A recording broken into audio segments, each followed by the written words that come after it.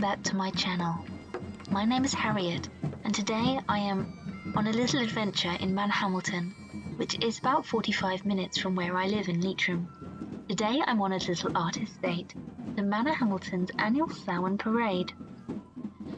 An art estate is a festive solo expedition to explore something that interests you. The concept is from Julia Cameron's wildly popular book, The Artist's Way. The book, in essence, is a 12-week course for creatives on breaking through artistic blocks. First published in the late 70s, Julia originally wrote the book to help out her friend, a creatively blocked writer, who she later married. As well as the art estate, Julia prescribes writing morning pages, 3 pages of long handwriting that are intended to capture your stream of consciousness. Focusing your thoughts by releasing your inner critic, these journal pages, often referred to as brain dump, are an act of sending, releasing things out of your psyche, so you can let go and focus on what's more important. Where in contrast, the artist's date is about receiving, being open to synchronicities. As Julia Cameron explains in her book, the artist's date need not be overly artistic. Think mischief more than mastery.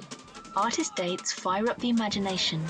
They spark whimsy and they encourage play. Since art is about play of ideas, they feed on creative work by replenishing our inner well of images and inspiration. The Samhain Parade occurs at the end of October each year in Manorhamilton, County Leitrim.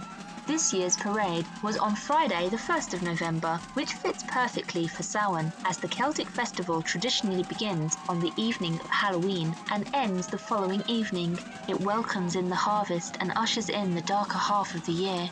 Celebrants believe that barriers between the physical world and the spirit world break down during Samhain, allowing more interactions between the humans and the inhabitants of the other world. The parade is a cross-community event celebrating the end of summer harvest season in pre-Christian Celtic culture. It brings together schools and local community groups, street performers, dancers, and the visual performing arts venues of the town. Everyone is welcome to participate in the parade.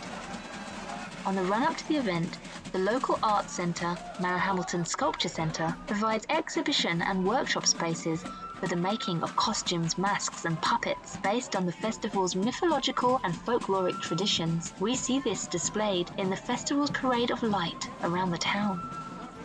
Samhain is the Celtic New Year and is one of the major festivals of the Celtic Wheel of the Year. For many pagan religions, the most important festival of all. It is the third and final harvest festival of nuts and berries and a fire festival. All the harvest is in and complete. It is the end of the cycle of birth and growth. It is the point of death. The seeds of the harvest have fallen deep into the earth. They are unseen, dormant, and thus apparently lifeless. The god as Sun King is sacrificed back to the land with the seed until the winter solstice, and the goddess, now the crowned, mourns him until his rebirth at Yule. He travels to the underworld, learning its wisdom. This is the time of descent into the darkness, the preconception out of which new life, new ideas will eventually emerge. There is a little theatrical display at the crossroads in Manorhamilton, where a figure of light has a standoff with the goddess. I imagine this to be referencing this aspect of Samhain. Traditionally, the veils between worlds are at their thinnest now. Boundaries dissolve and all is laid bare. It is time to honour and offer hospitality to our ancestors. At Samhain, the dark half of the year commences. It is a truly magical time. Death is always followed by rebirth. While this is the end of the old year, it is the beginning of the new. For the Celts, the day did not begin at dawn, began at sunset. It began with darkness, and light is always born out of darkness. They are inseparable, interdependent, and necessary. Darkness is fertile with all potential. With the beginning of this dark phase comes the opportunity to rest and reflect on the past and dream of new beginnings. The seed now hidden in the earth will germinate in its season. We are reminded to look for the seeds within ourselves. Because the Celts believed that the barrier between the worlds was breachable during Samhain, they prepared offerings that were left outside villages and fields for fairies or the sides. It was expected that ancestors might cross over during this time as well, and Celts would dress as animals and monsters so the fairies would not be tempted to kidnap them. Some specific monsters were associated with the mythology surrounding Samhain, including that shape-shifting creature called the puka that receives harvest offerings from the field. That Lady Gwyn is a headless woman dressed in white who chases night wanderers and is accompanied by a black pig. The Dullahan sometimes appeared as impish creatures, sometimes headless men on horses who carried their heads. Riding flame-eyed horses that appeared was a death omen to anyone who encountered them. A group of hunters known as the Fairy Host might also haunt Samhain and kidnap people, similar to the Slugag who would come from the west to enter houses and steal souls.